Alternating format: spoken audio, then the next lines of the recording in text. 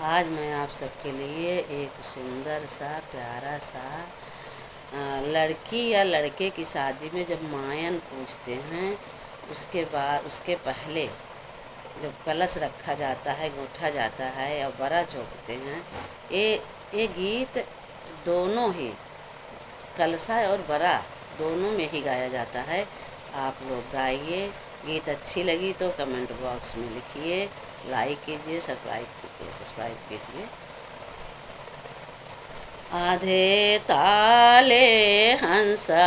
बैठाई, आधे हंसिनी बैठाई, आधे हंसिनी बैठ ताल तबहु न रातुल होई, एक केवल बिना हो ताल तबहु न शोभित होई, एक केवल बिना आधे मड़ाए गोत बैठाई, आधे गोतिनी बैठाई, आधे गोतिनी बैठाई, माड़ऊ तबहु न रातुली होई, एक ननद बिना हो बहिनी आधा मड़ौना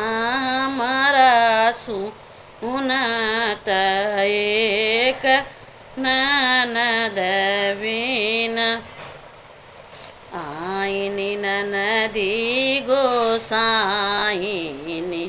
मोरी ठकुराईनी, मोरी ठकुराई ननदी आउतई बरवा चोराई, तजगी मोरी भाणीनी हो ननदी आउतई बरवा चोराई, तजग मोरी भाणीनी, आधा बरा को छेली, आधा बरा चरेली, आधा बरा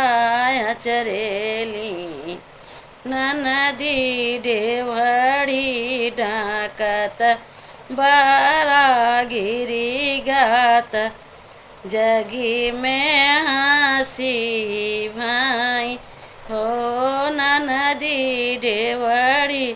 डाकत बरा गिरी गात, जगी मोरी भाणीनी, भौजी तुहाई मोरी भौजी तुहाई मोरी सब कुछ, तुहाई मोरी सब कुछ, न भौजी डगरा कबूखला भाई नवा तबरवा चोराए हो, भौजी डगरा कबूखला कावने रमत बरवा चोराए। इसी तरह सब भाईने का नाम लेके इसमें गाया जाता है।